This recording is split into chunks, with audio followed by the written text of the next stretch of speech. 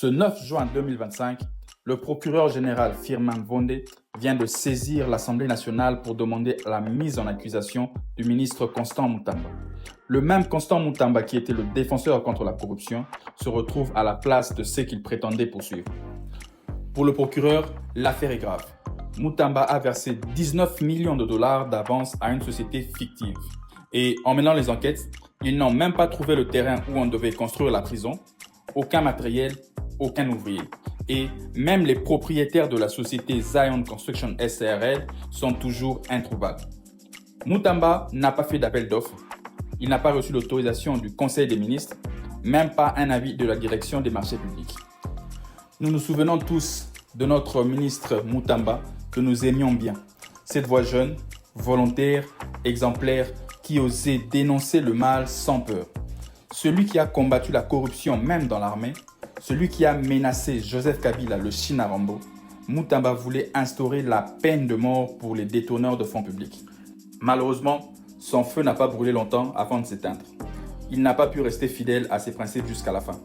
Moutamba a couvert, ou même pire, orchestré une mafia au sein de son propre ministère. Moutamba a trahi sa parole. Moutamba, il nous a tous trahis. Il a sacrifié son avenir politique, lui qui n'a que 37 ans. C'est vrai, plusieurs parlent de complot contre Constant Moutamba. Le procureur veut se venger, oui, peut-être, on ne le refuse pas. Mais les faits sont là, les documents sont là aussi, et l'argent a été déplacé. Et en droit, on se base plutôt sur les faits et non sur les rumeurs politiques. Maintenant, la balle est dans le camp de l'Assemblée nationale.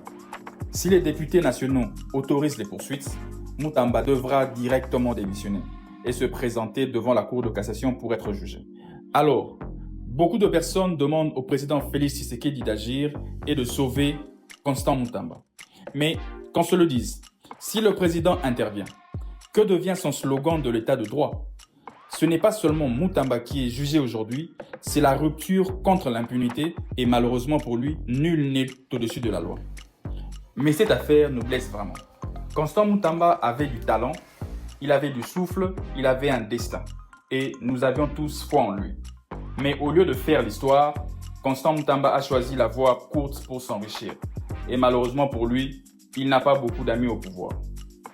Et vous, chers amis, que pensez-vous aujourd'hui de cette affaire ?